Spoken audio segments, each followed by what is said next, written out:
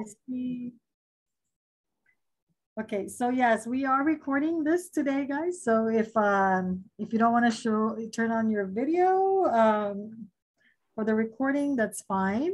But you're always welcome to turn on your video though, so we can see your beautiful faces. All right, so hello guys, I'm Leah Martinez, and we do have Suzanne Edwards today acting as our guest. So we're gonna have a good fun Friday.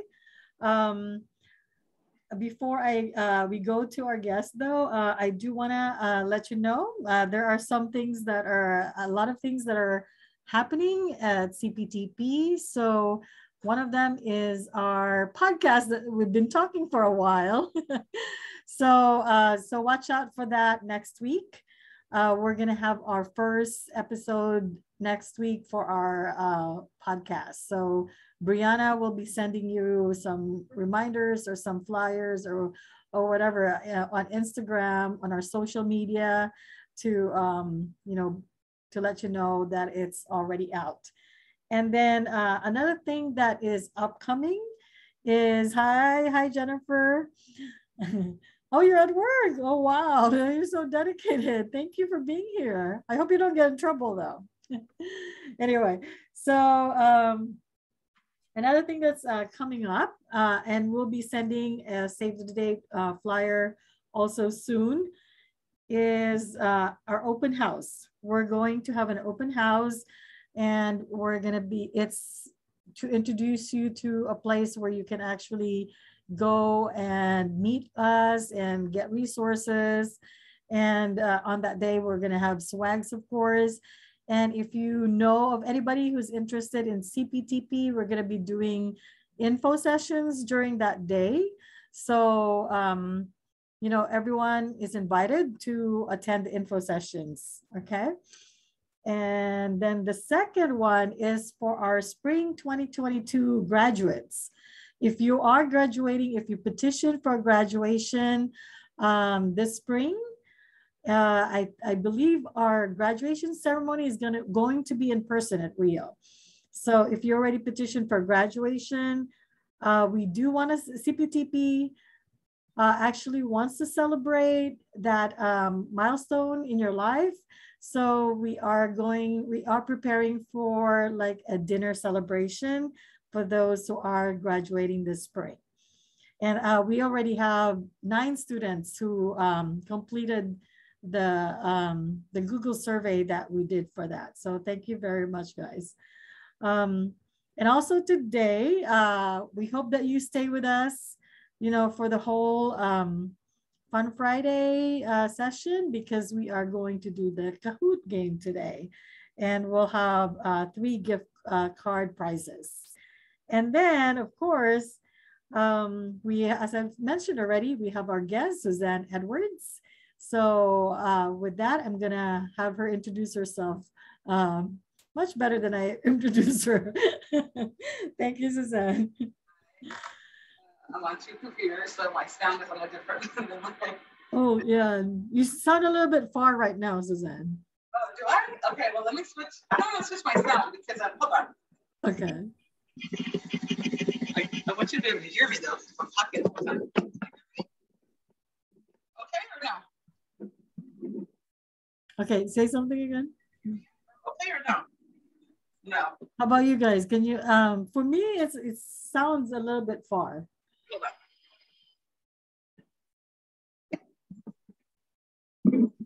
Okay, is this better? Yes. So much way better? Okay. So it's just that my sound is on one and my visuals on the other because I'm going to be screen sharing. So I'm Suzanne Edwards Acton. I think I might know everyone on here from other sessions, but I'm the Director of Equity Initiatives. And I know this is called Fun Friday, and the content that I have is it's kind of intense. So I want to just preface it by saying that. And to me, and Leah's kind of like wired the same way, talking about this to me, honestly, it is bizarrely, it's not fun, but it actually is bizarrely fulfilling to me because this content is the content that has actually kept me in education. And that's one of the things that I really focus on in my role as the Director of Equity Initiatives was designed because teaching is really amazing, exciting, insightful, show a lot of empathy and compassion, but it's more political than I think a lot of people realize it is, because it's always kind of under public scrutiny. What are the teachers doing? Why are these problems? And a lot of the problems are actually outside of the classroom. And when we don't acknowledge that, and then we don't understand that, it makes the job harder. But what I do find is fulfilling is that the more I understood the things that I share with you, the more compelled I was to stay in teaching, because it made me realize what a revolutionary act teaching is and how you get to impact the future. So although what I'm going to be sharing with you today is, to me, what I think is a little bit on the intense side, it also answers a whole lot of questions. And when we have these answers, it makes it easier to stick with the whole thing, because you see, like, sure, I'm teaching math, or I'm teaching small children all the different subjects. I'm teaching the sciences. I'm teaching reading. I'm teaching, history. But I'm actually helping to change the future. My very presence is helping to do that. And also, it's not just about the subject matter. So Aaliyah and I were kind of chatting about what I shared today. There was a document that I found to be really helpful, particularly after Roy Juarez Jr. did his presentation. I think it really addressed some of the things that he was sharing with us. And then Aaliyah mentioned that some of the students at Rio Hondo were interested in knowing more about the Preschool-to-Prison Pipeline, which is actually often referred to now as Preschool-to-Prison Pipeline. And so understanding those two, and they're actually connected. The things that I'm going to share with you today are connected. I'm going to be dropping some things into the chat, and I do have two computers open here. So I'm going to be screen sharing from my other computer, because that's where my documents are for this. But so tell me, so far, can you hear me okay? That's what I want to make sure. Okay. So I'm going to be kind of like moving through some documents, but you're going to have the documents after, I'll give you the links, and then you can actually look through them, because I want you to understand the documents and how they connect. So when we talk about the Preschool-to-Prison Pipeline, what we're actually talking about is a system, like systems that are in this pipeline, which all of us are in when we're in the education system. We're inside of the pipeline, and it's moving us towards our future, whatever that future may be. And what we have found is that there are certain parts of the system that serve some people in one way and serve other people in a different way. And so depending on some key factors of your demographics will be the type of experience you have within the system of education.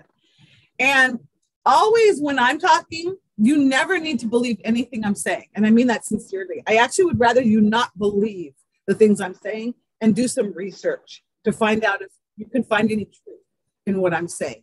Go other places, ask other people, and specifically go to bigger than just one individual. So that's why data, and Ruth Ellis has been doing some sessions on data, and hers is particularly in special education. She's been talking about, but it connects to this perfectly, is what does data say about why these things are happening? So the premise is that there are certain demographics, and those demographics are very much connected to both race, or to three things: race, culture, and socioeconomic, the amount of money that a family makes. And how does that connect with their race and their ethnic identities?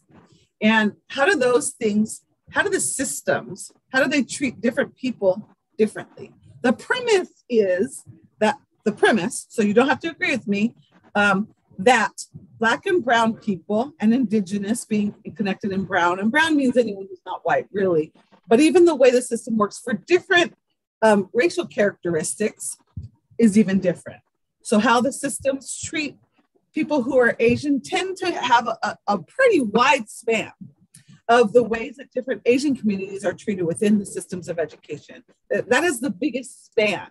From, if you are Asian, when you think about that, that's really a tricky word, because we're talking about a whole lot of different cultures, right? A lot of different cultures. But what it is to be Asian and poor and what it is to be Asian and have wealth, the difference in what it is to be Black is pretty extreme. Like and I don't mean the identity, to be Black and wealthy or Black and well-educated or Black and poor. What's the difference between those lived experiences? Okay, it could look like this if it's on a graph, right? Or if you're Latinx, Latino, and that again, like, what does that mean? It's a whole bunch of different cultures, really, and ethnicities, but it's like this, right? But to be Asian, it's much more like this. Different Asian communities are treated in drastically different ways, depending on some other characteristics, how proximate to whiteness they are, and how the difference in wealth. So I just say that. So I'm not trying to say that there's a monolithic picture. There isn't. And that is why data is important, because you might know 10 people who are whatever, Native, Indigenous, Black, Latinx, Korean, you know what I mean, Asian, whatever. And they might all have different experiences, and none of their experience might have been of oppression. Okay, so we don't always live in oppression, but of the country, we live in the most oppression, people of color, of anyone else in the country, comparatively to people who are white. That does not mean there's not white people who are poor, and that does not mean that there's not white people who are being in systems of oppression. Okay, so it is not a monolith. However, data shows that if we were to sit and look through the numbers and look at lots and lots, large numbers of people, these are the trends that we see. Okay, so oppression and systemic oppression, because I'm not talking necessarily, although this can be the case too, how does your neighbor treat you? How does the person at the store treat you? How does that one individual white person who you know, or that one individual Black person that you know, and that 5 individual Latinx friends that you have? I'm not talking really about how do you get treated on the interpersonal, one at a time kind of relationships. We're talking about when we look at large numbers of people across our entire country, many different states. These are some trends that we see. And this pipeline of Black and brown people going from trouble situations that were happening in school, younger years, because at the beginning, the trends that were being looked at was school age. So anywhere from, let's just say, kinder or first grade through 12th grade. And they were noticing these trends. But now what they're noticing is that, oh my God, it's even in preschool. So we're talking about 3-year-olds, 4-year-olds. And when we look at demographic data, like large numbers, we're seeing that Black and brown children, and particularly Black boys, get suspended and expelled from preschool and kinder, first, second, third, fourth, all the way through 12, more than any other demographic. So I have some documents that I'll share with you to talk about this premise. And then additionally, that the schooling experience has more like issues and trouble within that. And that there's more police in schools that are in neighborhoods that are highly Black and brown and Indigenous. And so as we look at this and we look at large numbers, like I said, we are not talking about just the one person, one-on-one relationships, although sometimes that's true. We're talking about if it's happening at a school in that neighborhood, and then you notice, not even just notice, but the data shows, oh, and it's happening there, and it's also happening in Kentucky, and it's also happening in New Hampshire, and it's also happening in Maine, and it's also happening in Nevada, and it's also happening in Texas, and it's also happening in Wisconsin. Like, why the trend? Now, some could say, well, it's the people. The people are just more criminal. It's the people. They've got a problem. They are just doing more bad things. 3-year-olds who are Black and brown just do more bad things. They just get in trouble more. They just hurt people more. They just need to get sent home more. That's a premise. That okay. We have to investigate that. Like here we always do multiple voices and we investigate things. We don't just say like, oh, that's not true. No, we need to have answers to stuff because we're developing our critical consciousness. So, but we need to go and find out. And data also shows that, and again, research this, don't ever disbelieve me, but data has also studied teachers and the ways we do things. We know that 80% of the teaching workforce is white. They're not all bad people, so never, ever, ever am I saying that, but they have been brought up in proximity to whiteness. Just ways that people do things, literally, cultural ways, right? And so they may not recognize the cultural ways of other people that may or may not say to this, like actually mean one thing. When they think it means one thing, it might actually mean something else. You know what I mean? So that's the truth about our systems. Okay, so I'm going to share with you some of this now information. So the premise of the term school to prison pipeline, or now often termed preschool to prison pipeline, is that when we track who ends up in prison, what we see is that more Black and brown and Indigenous people end up in prison. And there are some other data that goes with that. And that if we don't do something about that early enough on, then that's like literally like a pipeline. In actual, we can track that the trajectory is, and that it's a systemic thing that's happening. So again, not just one-on-one interpersonal interactions, but systems that have made decisions that end up, when this happens, we do this. When X action happens, we react with this reaction. When this other thing happens, we react with this reaction. That's a system. The big system says, when you do this action, you get an A in a class. When you show up late this many times, we do this follow-up action to that. Okay, so these actions that lead to reactions, that's a system, because it's a lot of them put together over a long period of time is a system. So from preschool all the way through high school, all the way through community college, because it's a part of the system, right? We see that there's these certain things that push people towards ultimately ending up in prison, and certain people more often than others. Okay, so that's the preschool to prison pipeline. Now I want to jump back to Roy Juarez Jr. Can you just like put a hand up, wave, or even on your little screen if you saw that presentation? He did 2 days of presentations. The first one he did was his personal story, and the second one he did, so just like put a thumbs up if I can see you, and if I can't see you, put something up on your screen, the little hands up thing, or a little, I don't care, an emoji, something, just saying, yeah, I was there, I know what you're talking about. Yeah, so I see Marie was there, and I know Leo was there, or I've heard him speak before, or maybe you've heard Roy Juarez Jr. speak before.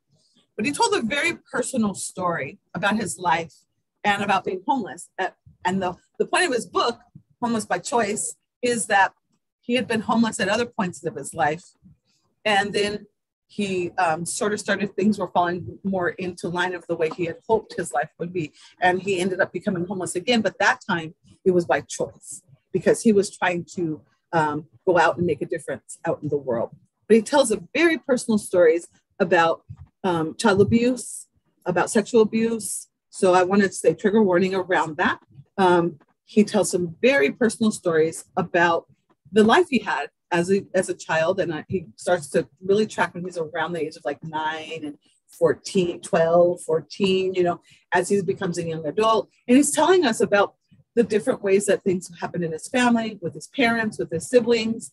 He becomes sort of a role model for some of his younger siblings. And he talks about all of that. And afterwards, I talked with him about, he was talking at one point, he tells a story about how his family now, as he is becoming a really well-known speaker and everything, how his family is working on forgiveness. And some of the people were in the chat saying, wow, all that stuff happened. Like, how could you forgive someone? That all of that has happened to you. And I see some people are just coming in. So today we're talking about the preschool to prison pipeline. I've given a little bit of context around that. And now we're talking about, some of you were there when Roy Juarez Jr. spoke, and he told his life story about being homeless and about some child abuse. And so again, I want to just acknowledge that I don't take that lightly. And if anyone, I'm moving quickly through this information, but know that I understand that is a trigger for some people. So he shared that. And then, like I said, he talked about how his family is working on forgiveness. So the document I want to share with you is something I shared with him, which was about, it's from like a social service agency in the state of Oregon. And it really piece by piece breaks down how oppression, systemic oppression, systems of oppression, meaning not just between one person and one person, but large systems, our education system, our banking system, our food supply system, our policing and public services system, our education, just large systems that we all participate in, and how they react differently and participate in the lives of different people, oftentimes by race and ethnicity, differently. Okay, so I share with them a document that really breaks down how people who have been oppressed, and particularly like chronically oppressed communities, not even just individuals, but communities, and how that oppression, the experience of oppression, impacts our personal relationships. It mirrors it. And we oftentimes will be acting out things. And so we do often one of two things. We either, without even realizing it, that's why I'm telling you now, because if we all knew it, then we would all know this about our lives, that sometimes it becomes ingrained that we either do oppressive things, sometimes they become ingrained into our lives for different reasons, or we become magnificent at trying to prove that the thing is not true, that you're not lesser than, although the system is saying you are based on the oppression, that you are not like that thing, the story of who you are based on these oppressive systems, that you're not, because we all know that we are, I don't want to use like a faith-based image because I know the terminology I would use in a faith-based, like we all know that we are fully capable beings, totally and completely. Every one of us was born that way, fully capable in a myriad of ways, but oppressive systems put that into question. Oh, that's happening to you because of whatever. And a lot of times they're quiet, they're silent. Those systems are silent. You don't even know that it's happening sometimes. I often say, I didn't know my parents were redlined until I knew. So that had happened to my parents, that they were told that because they were at the time Negro, they could only live in certain places. They couldn't choose any neighborhood they wanted, although they were capable of buying a home wherever they wanted. They weren't allowed to. And when a system tells you, you cannot decide for yourself where you want to be, we tell you, you can only live here, that impacts people. Okay, so there's many things going on. One of the things that they brought up that connects to Roy's story and connects to the Preschool-to-Prison Pipeline is police in schools. Let's just say you're in a neighborhood where they think as a great service to the school and the safety of the students, they have a police car sitting right in the middle of your school because it's to help you understand that you're safe because the police are there. It also tells you some other things. My people in my community where I live, we're not able to police ourselves. We're not able to keep ourselves safe without police, but we're also not able to control ourselves. So we have to have police in our schools. And when over time, like hundreds of years, a community has been given that message, it impacts the people. It impacts the people who are living those lives.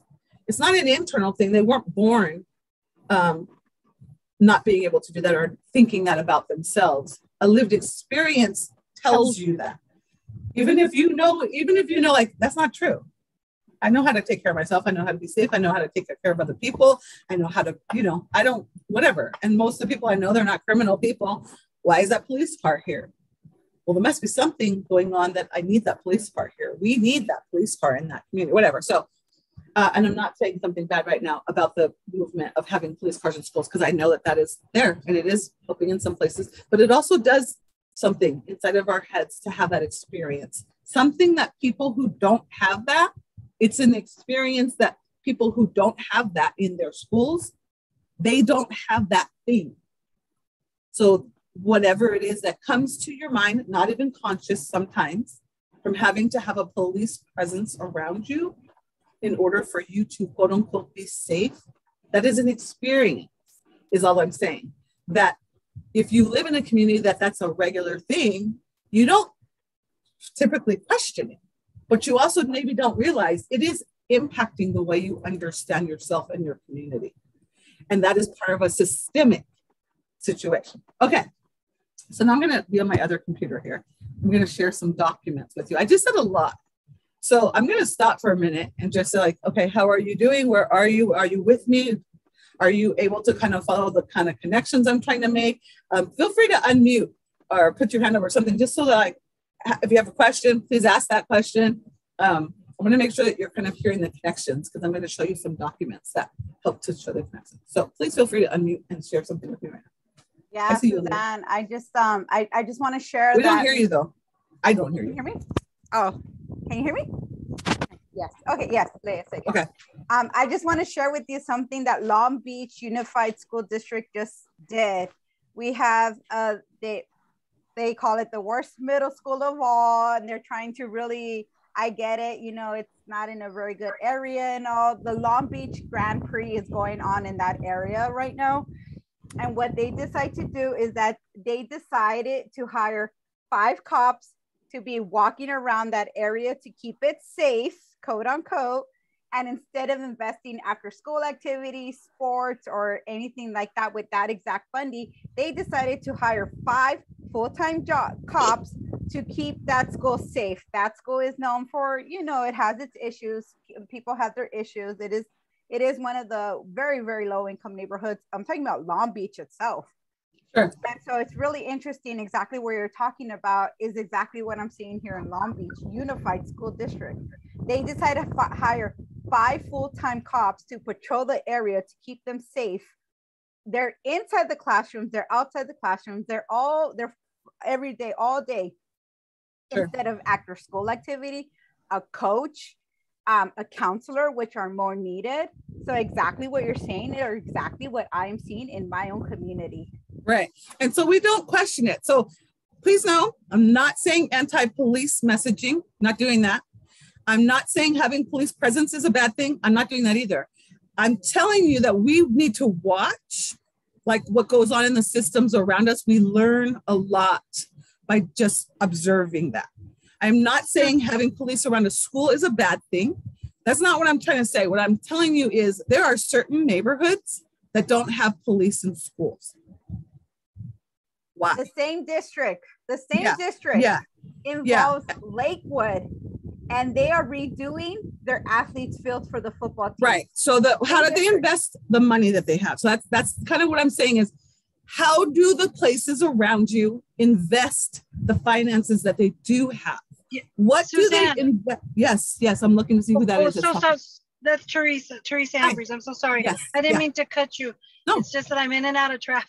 But okay. I have a comment, and I don't know if it's it's a comment, because the new superintendent of schools that is in the Los Angeles Unified School District came from Miami. And I lived in Miami, and the area that I lived in, we had the quote unquote, just like Long Beach, the worst schools, the worst neighborhoods. And this is something I think that was interesting. We had 2 magnet schools in those areas.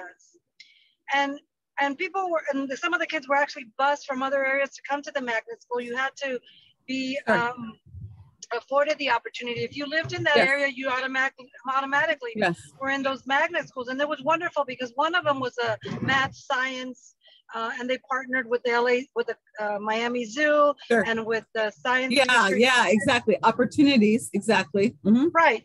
And then the other one was a music school, and they partnered again with the college and the University of Miami. So I understand where you're saying, you know, we have to look at that. And of course, they also did have the police presence, maybe not to the extent that I don't know, but I still didn't feel safe going into that neighborhood. Sure. You know. Okay, wait. So the neighborhood was a lower income neighborhood, or an upper? Yeah, it was a lower income neighborhood. Okay. Sure. And so that would be another thing then to ask is, and I'm not asking Teresa this question, I'm saying to all of us, what does it mean to say, I don't feel safe in that neighborhood? And again, I'm literally not talking to Teresa. I'm asking all of us.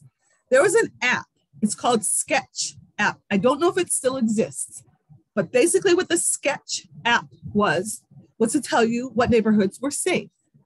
But what you could see if you actually observed the Sketch app was that it was Black and brown neighborhoods that were considered unsafe, and white neighborhoods, highly white neighborhoods, that were considered safe. So what I would ask is, do you know that as far as schools are concerned, and kind of to like Aaliyah's point about where the money was going, how much money was put towards those police, and what could we possibly put that money towards. I'm not saying we should not have the police there. That's not my message. My really literally is us learning how to look at the systems and what decisions are being made in the systems and who makes the decisions for different communities. And I see you, Adolfo, so I think you might want to say something. Let me finish this sentence and I'm going to ask you to say something. And like, who makes the decisions? And also that the property value of any given place decides how much funding is put in a school. And then there's other systems, healthcare, banking, all these other systems, right? But the property value. Well, like I told you earlier, my parents were redlined. Redline meant that if you were Negro at the time, you were told you could only buy in these places. You literally could not buy in certain places. Well, and those places were the lowest funded schools. So that means that one, you have less money to develop programming.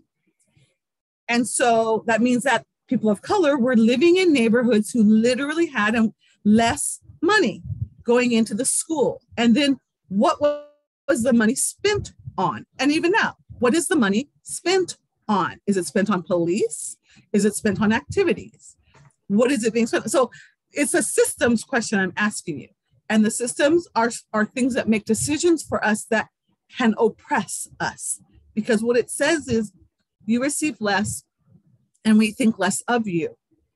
And because if not, like when I'm younger, I'm thinking, well, why would my school get this much? And that school over there get that much? Like, we're all people. Like, don't we just all, doesn't the school just get the same amount? I need an education and they need an education. Why does my school get less and that school over there get more? Like, who made that decision and why? And those are systems of oppression that I'm talking about, is deliberate decision to give more funding to one community and less funding to another. And then even the people themselves say, I don't feel safe there. I don't feel safe here. Because those things, oppression does have impacts on us. It actually does have an impact on us. Okay, so I think Adolfo, I'm not sure if you unmuted because you wanted to say something or if you just maybe were moving around. I don't know. I did, but it's a broad brush here we're talking about. I grew up in racism, and I grew up where there was differences in communities. And I know for the less impoverished and people that were in these troubled neighborhoods, the presence of police at least gave them a sense of security. Now, this is, I'm talking 30 years ago, and as it's digressed into now and what's going on today, crime is unbalanced, and without the presence of law enforcement in these troubled neighborhoods, like you brought up Long Beach. Now, Long Beach in whole, the city is a very dangerous city. And the only thing that inspires these children are sports, or the stigmas that we put on these children that if you played sports, you're gonna find a career, not use your minds, not go to some form of a technical or educational based learning. And how do you do that, right? Like you were saying, how do you do that in the city of Long Beach? So I don't know that I'm a good advocate to have any input here, but I'll tell you that what I'm listening to is one that you have to find that balance. But because of the way people are thinking now, and the way even our children are coming up with this less respect of authority, less respect of the consequences of their actions, makes me wonder in school, how do you motivate them? How do you get them to not choose crime or drugs, but yet find something in their abilities to find their future in other areas that if you didn't have law enforcement. And I want to agree with you right there, Adolfo. that your question is excellent, because we are educators. We are future educators. We are now educators. And that is such a great question. How do we, because that's why I said becoming a teacher is more than just teaching math. It's more than just teaching reading. It's more than just teaching history or whatever your subject matter is. It's actually that, how do I find, where do I look and how do I find the answer to that question? To give an alternative understanding and perspective to something that is actually not about the young people themselves, although it becomes about the young people. They weren't born that way. They weren't born, you know what I mean, being people who don't, whatever the terminology that any of you wants to use, or whatever the Adolfo, when you were just saying, like, they weren't born that way. So this is the premise of this, is that oppression and lack of resources and unfair resourcing, that's opinion. Hold on, let me take it back, because that's unfair. I will call it that. But different resourcing to different communities, that actually does something to us. Oppression does do something to us. And so that's kind of the premise of this whole thing, because we're talking about both oppression and the impact of systemic oppression, and also both how do we as educators, how do we navigate offering another experience, a different experience to our students, and hold ourselves as educators and hold the society accountable to doing that, rather than holding the students accountable as if they have a problem.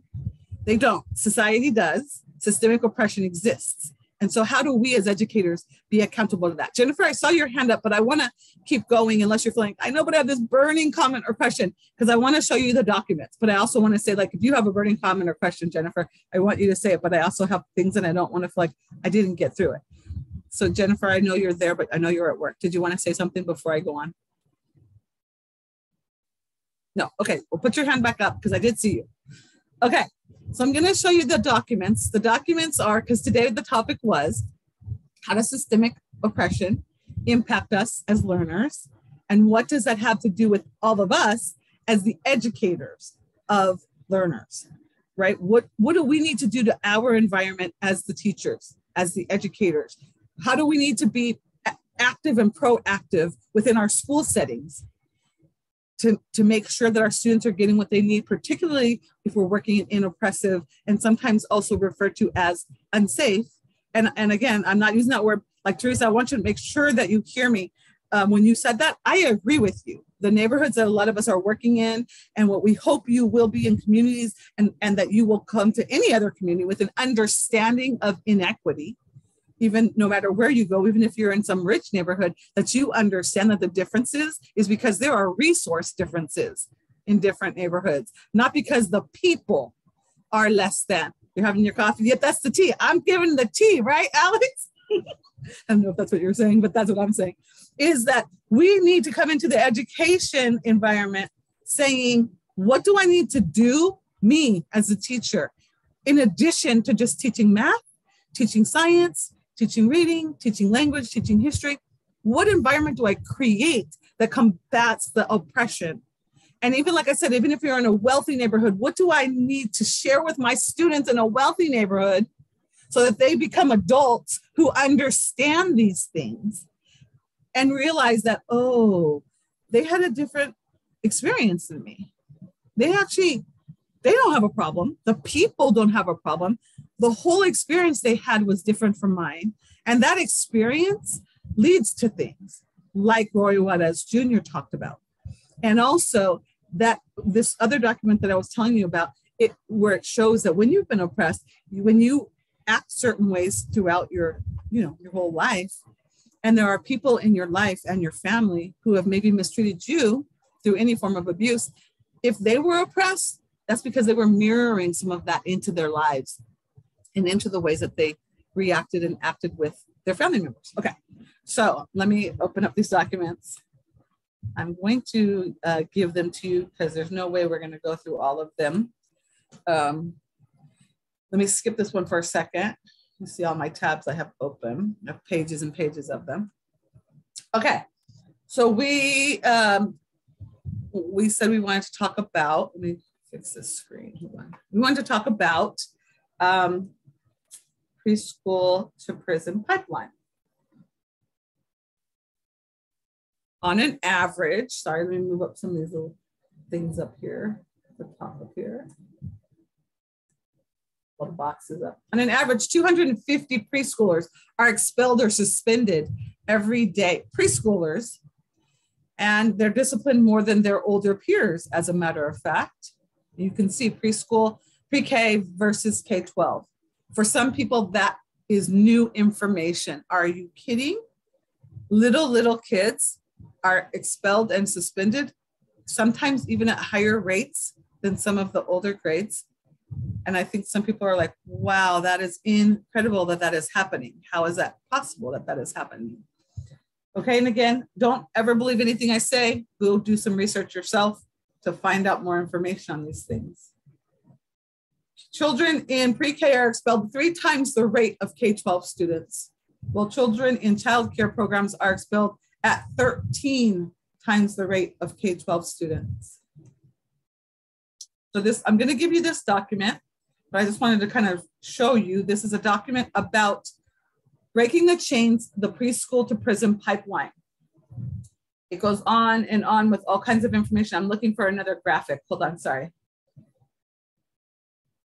Okay, nationwide, 1.6 million students attend a school with a sworn law officer, but no school counselor. This goes to the point that, sorry, I can't see your names. The person that I was just, I'm sorry, I can't remember her name, but this goes to the thing about the police. Do we need police in schools, or might we not take that same money? And if you're gonna have 3 police, how about hiring 2 counselors and 1 officer then? So we have alternatives. And then how about making those people, the counselors, be well educated, like they really are, they are credentialed to do that, not like a volunteer. How about if we put more resources into that? And again, these are suggestions that I'm just throwing out there for your consideration, not telling you. The cost of exclusionary discipline. In short, it's far more cost effective to invest in an at-risk student than it is to expel them. And a term at-risk is not really used so much anymore. At promise is more trying to be more highly used now because it's asset-based. And it also says that there's promise in this student like there is in any other student. And actually, if we were to resource education differently, then we would likely have different outcomes. But see, the thing is, sometimes this stuff makes sense to us. It does. It makes sense, me included. Like sometimes it makes sense, like, you know what, since there's so much stuff going on, if we have an officer, like when I was a principal, what probably made sense to me, if we have an officer here, they can probably, well, then I would require of that officer to be one who has maybe some counseling background, or there are also police officers who are specifically trained for mental health. And maybe can we then say that those are the only officers we will allow in this school, no other police. We're not here to try and like criminalize our students. We're here to acknowledge that oppression sometimes does have an impact on people's lived experiences. And so we want those people to have experience and relationship building. They have to be a person who knows how to build relationships with the students. There's one other graphic, okay. Graduation rates. And this is 1996 compared to 2016. And this is Native cultural education was added. So this is talking about the like Native communities. And when you add, like we've been talking a lot about ethnic studies, when you add other information to the education context that better represents the lived experiences of students, you start to see that when students have some of this information, like what I'm sharing with you right now, they start, and actually the book study, if any of you have been doing the Rita Coley book study, she talked about a student named Julian. And Julian, when he went to college, said he had done really badly in K-12, really badly, had all kinds of problems. And when he got an ethnic studies class at, I think it was his community college level, he all of a sudden fell in love with education because he started to see what had been deprived of him, what he had missed, his own story, actually, in education. And when he had his story, which is what I hope, is that when you start to see like, well, let me think about how this is playing itself out in my own neighborhood, my own community, the community where I teach, maybe I start to see something differently. I'm scrolling to see if there's another graphic because I know. Okay, I'm going to turn this one off, but you're going to get the link to this. So this is saying that's some information on the school-to-prison pipeline. And then this document is from an organization that is sharing with us the impact of everyday racism on mental health. And this has like evidence. This has like some data and stuff. So these are the things that happen. Racism-related life events that happen, chronic contextual stress, kind of like when someone said something about why, and I didn't feel safe there. Well, just because someone lives in a neighborhood, they might not feel safe there either. Just because that's their neighborhood. If there's a lot of crime going on in a particular neighborhood, the people themselves are living under chronic contextual stress. Vicarious life experiences. So this is talking about that.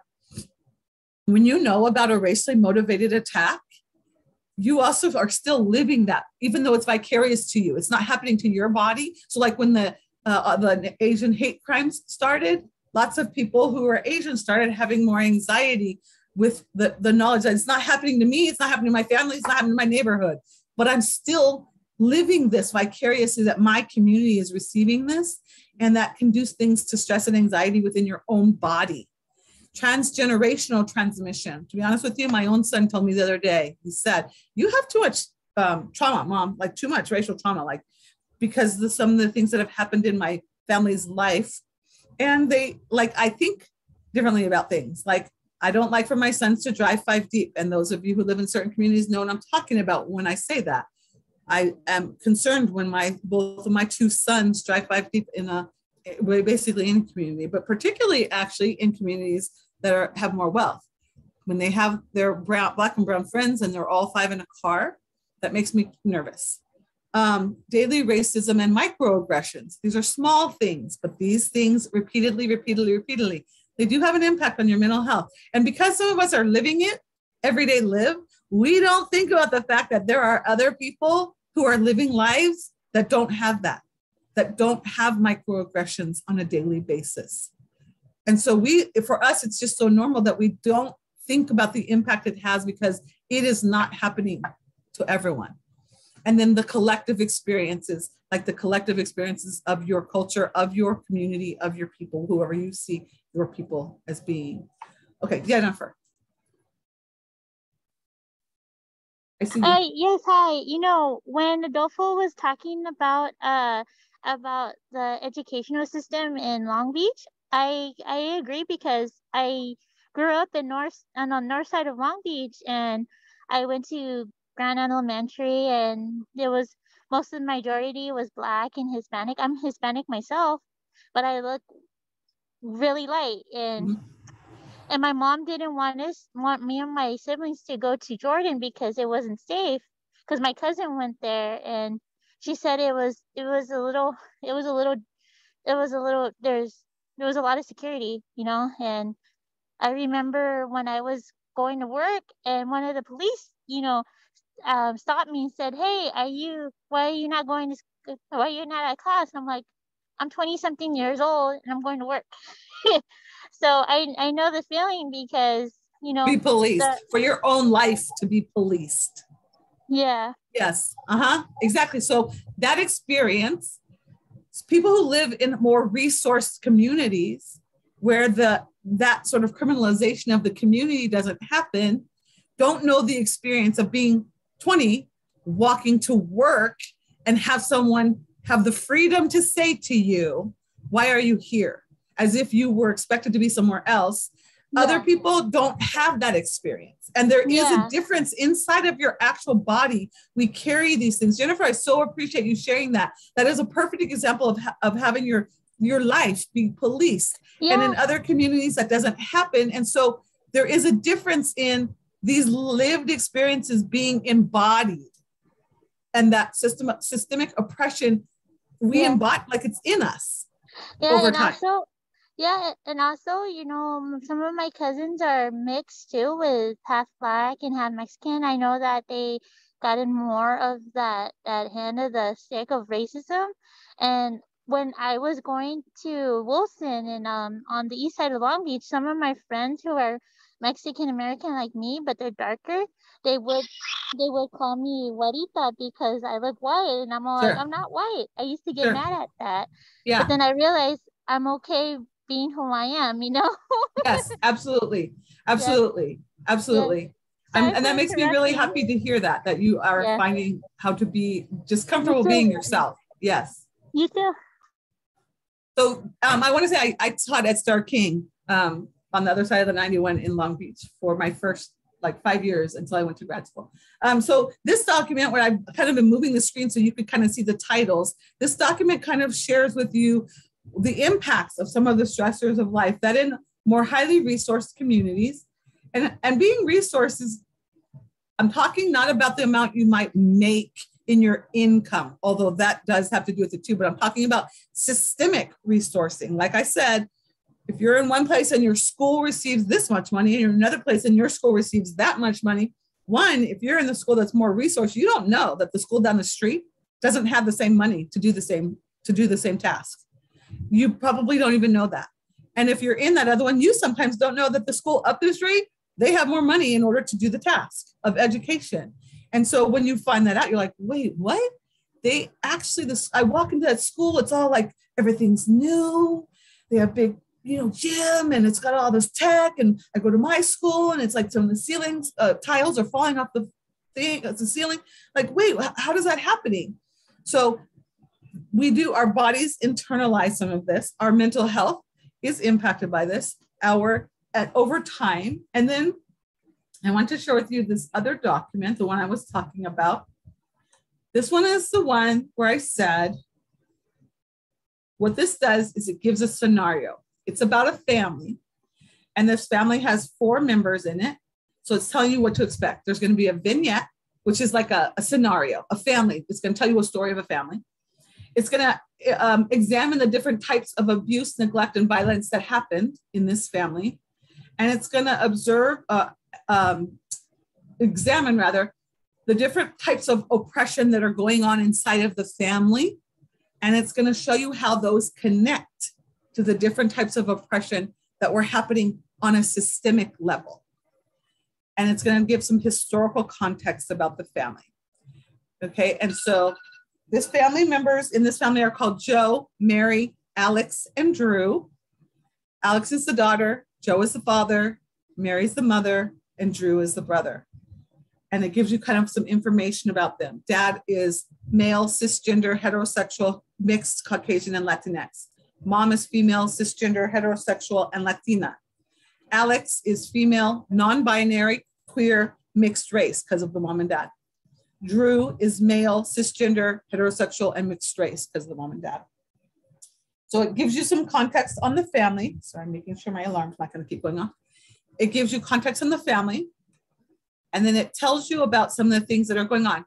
Trigger warning. We're not going to go over this now because of the amount of time left, but I do want to tell you that when you receive this, it is talking about some abuses that are happening within this family, okay? Some sexual abuse, some mental and emotional threats and isolation, coercion, and some neglect, all right? So if that sounds too triggering for you, you don't need to process all of that. If this sounds like of interest to you, the part I want to show you is that what it does is it connects societal oppression with things that happen in a family. So it talks about ableism.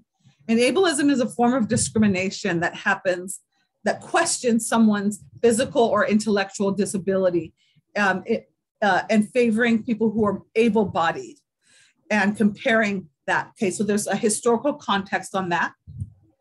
It's also going to, what it's cool about it is, look, it says, how is this form of oppression a root cause in the parent's behavior? How did this parent use this in the oppression in the family? And how does this connect to systemic oppression outside of the family, things that they were living that were going on within the family, like the external system outside? And how does it end up showing itself inside of a family? Again, this is not every family. I'm not trying to say that, but it helps to break it down so you can see different, how can we prevent this? This is important for educators. How can we bring some of this in? This is a social service document, but as a teacher, you're going to find out. You are a counselor, you are a case manager, you are a teacher, you are mommy and daddy and abuela and all the things. Like, You're all the things as a teacher, right? So looking at this primary, secondary, and tertiary gives you some ideas of like, well, how can I embed some of this in my classroom, the way I am as a teacher? Ageism, adultism. This refers to when people are questioned about not being the particular age. Ageism can be like, oh, we prefer people who are older and elders, and so we are ageist against youth. Or it's the other way around. It's like, oh, we prefer youth and we're ageist against people who are older, okay? Here's some historical context. And then again, it shows how is this going on in the root cause of a parent's behavior, like Roy Juarez Jr.'s family? How is this perpetuated within this family? How did the person experience it? How do they manifest it here? And where did it come from possibly in the systemic things outside of their family? And what are some primary, secondary, and tertiary acts that we can do in our classrooms, as mirrored here, in trying to impact the situation in a positive way? What is classism? How did the family member receive a classism? So having judgments about people and bias is a discrimination because of people belonging to a particular class. And then what's the historical context? Did the family member, the father Joe or the mother Mary, did they experience classism? Were they somehow being expressed and prejudiced against based on their social class? And then how did that root itself in the family? And then how does it connect to the systems outside of the family? How can we prevent this and the negative impact of this, like in our classrooms? How do we look at classism in our classrooms? And what can we do about that in our classrooms as educators?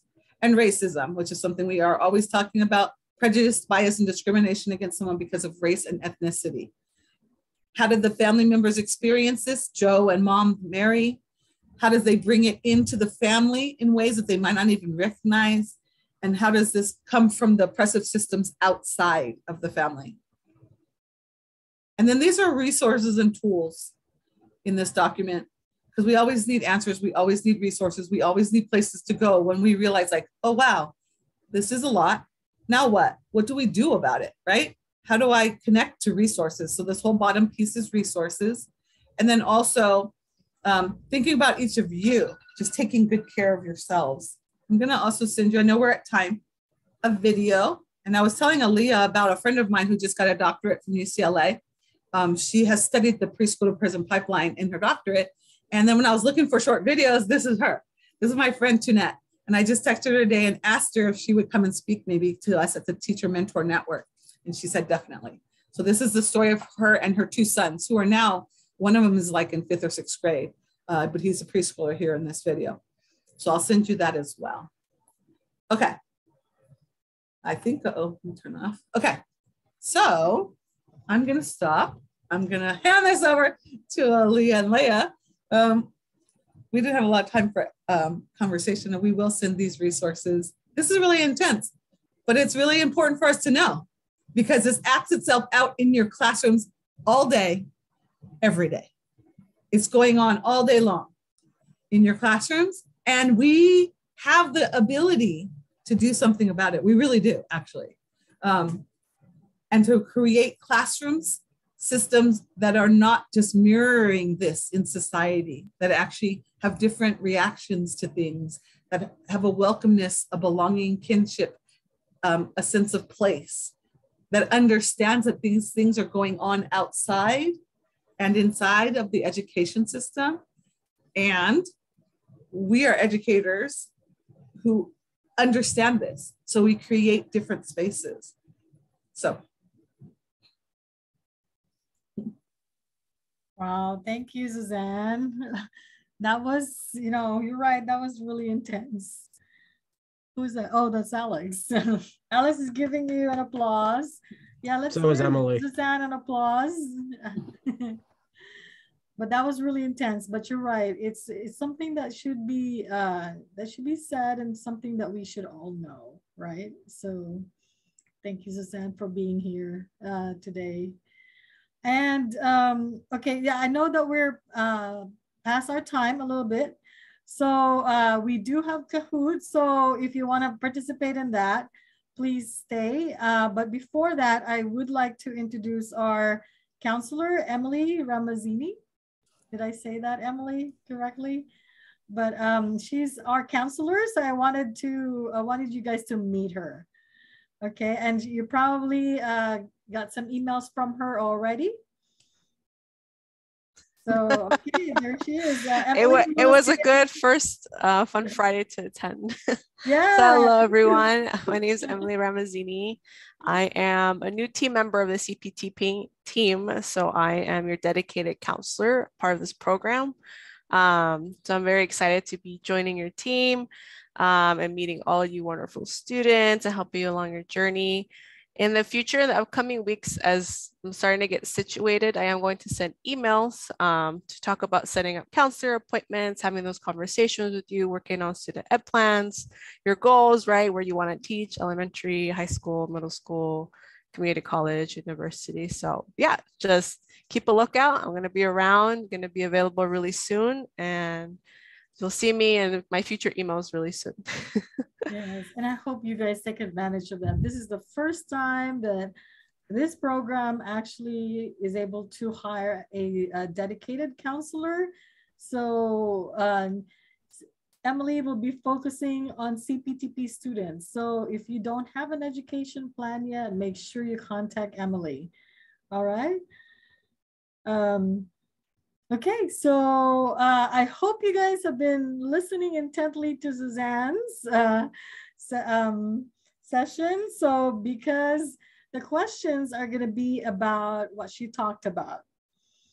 Okay, so are you guys ready for Kahoot? All right, Brianna, take it away.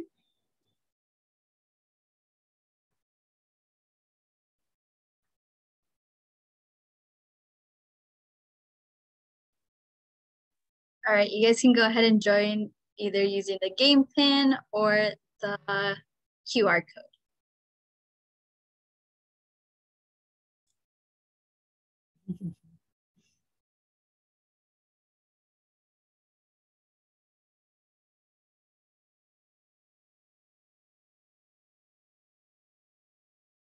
So while you guys are doing that, the prizes for today are, as usual, gift cards of your choice, because we have a couple, many options for gift cards. So I usually leave it to you guys to pick what gift cards you want. It's going to be sent to you via email. So it's going to be a digital gift card. And so third place would be a $10 gift card. Second place would be a $15 gift card, and first place would be a $25 gift card.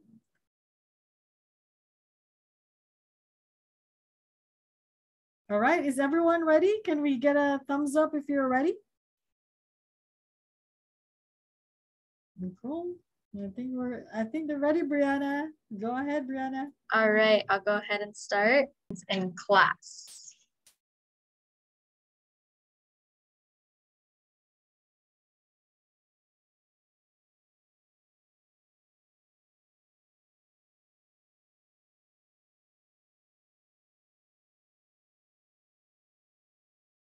Okay, everyone got that right.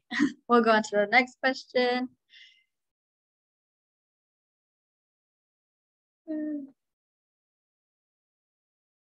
What is ableism? That was on the document that Suzanne showed you guys. It's discrimination against people with physical and intellectual disabilities. Avatar Ing is in the lead. Now, what is ageism / without understanding blank?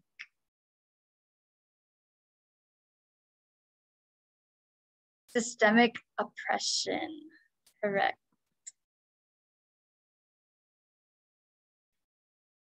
Avatar Ing has the highest answer streak of 4. And who is our guest speaker today? This one should be. Everyone should know that. Yeah. Of course, Suzanne Edwards. Needs no introduction.